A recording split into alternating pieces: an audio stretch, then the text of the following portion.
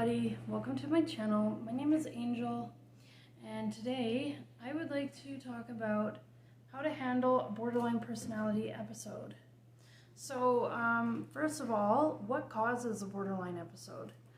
There are many reasons for somebody to be triggered and in turn have an episode. It can be perceived or real abandonment, rejection of any kind, loss of a job, locations that invoke negative memories, reminders of traumatic events, and ending a relationship. So, the most common, though, for borderline personality disorder is any perception of abandonment or rejection. So, an example would be if the person with borderline texts you and you don't answer right away. Feelings of self-loathing and low self-image, which are inappropriate but are very real, these can crop up. This can lead to episodes of anger and self-harm. Triggers are highly individual, and recognizing them is the key to minimize symptoms and episodes of borderline. So, recognizing a borderline episode. To understand what a trigger for someone with borderline personality disorder may be, it is important to be able to recognize what an episode actually looks like. So, an outburst can be intense outbursts of anger, depression and anxiety. 80% will suffer from suicidal thoughts and behavior. Sometimes we go to great lengths to feel something, as well as becoming withdrawn and avoidant. Okay? Paranoid thoughts, like people out to get them and hating them, are very common as well. So it can make you feel like you're going crazy sometimes. That's how I feel when I'm going through an episode. I feel like my world is coming down on me, and I feel like I have no control, and I have no control of what other people are doing. And sometimes, I'll be honest, that drives me crazy, because sometimes when somebody, let's say somebody,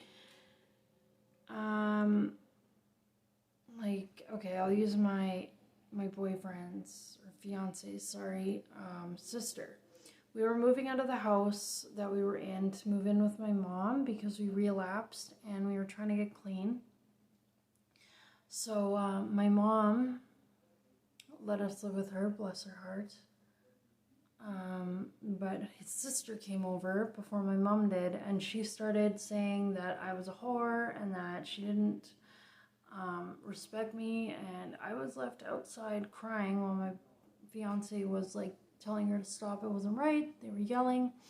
My mom was very angry and wanted to beat the shit out of her for being like that, and she ran away and hid in a room.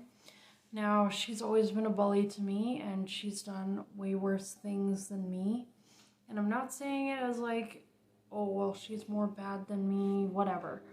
We are all addicts. We all do horrible things when we're high or addicted to drugs and everything. But when you deliberately think you are so self-righteous and that you have done nothing wrong, and that you don't treat people like shit, and you don't make them cry, and you don't bring them down to that level. You bully them down till I was basically crying outside on the front lawn of my house, and I couldn't pack my stuff and I couldn't do anything. And she was like, awful. She was like, I don't respect her. She should die. She's a whore. That woman knows nothing about me. She knows nothing about my life. And to say those things about me when she was one who was high on crack, and she left her baby at the hospital to go smoke crack both times, didn't even care that they were getting taken away. That screams hypocrite to me. But I've never left my children at the hospital. I've never ever wanted my children to be taken away, or nor did I not care that my children were being taken. I still miss them every day. I love my children. That will never change. So, you know, it's just hypocrites. I don't like that at all. But anyways, so that would trigger my borderline episode. So I'm sitting there and she's validating how I feel, and she's validating that I think I'm a bad person when I'm really not as bad as her. But she's sitting there yelling at me, thinking she's running the show in my house that I pay rent to. And she thinks she can barge in and do whatever she wants.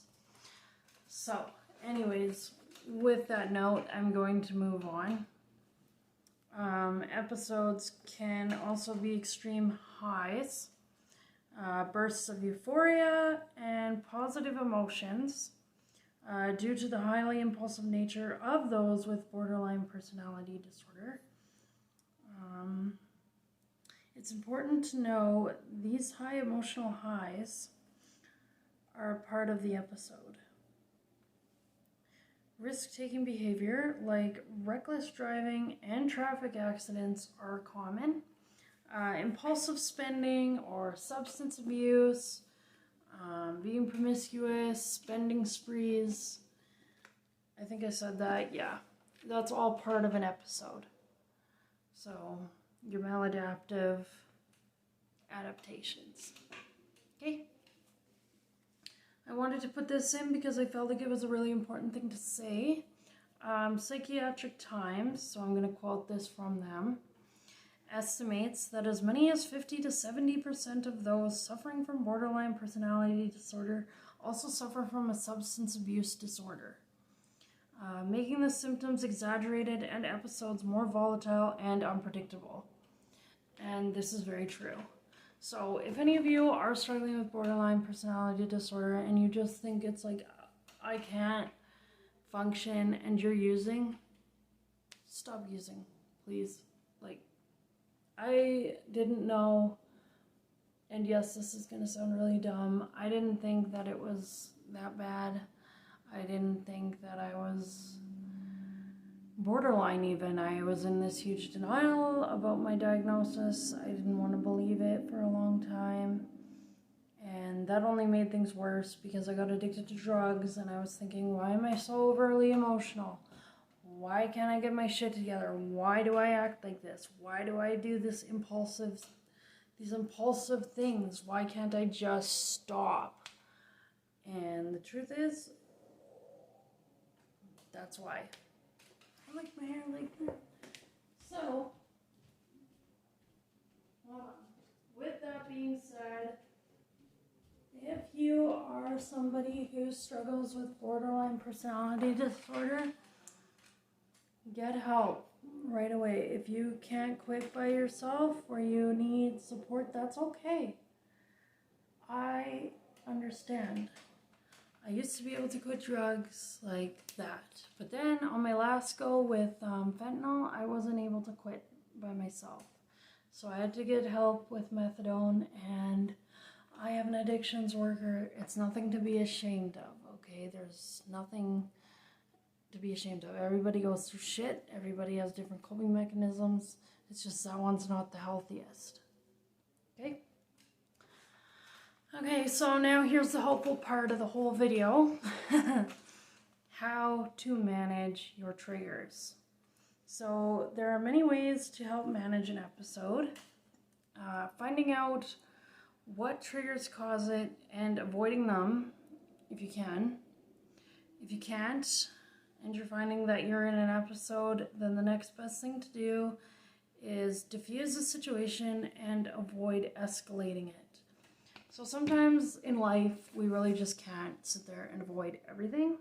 And I don't know if that's great advice, honestly. Like, some things, yes, you need to walk away from. Arguments that get heated, you should walk away. But I feel like some things need to be addressed, and they need to be addressed head on. Trauma being one of them. So with my sexual exploitation, I was using drugs for the first 2 years with my fiance, and I wasn't dealing with anything. I didn't want to deal with anything, and even before then, I didn't want to deal with what happened to me. I didn't want to think about it. I didn't want it to be there anymore. So I'd use drugs, and I'd try and bury it, and bury it, and bury it, and it would keep coming up and haunt me.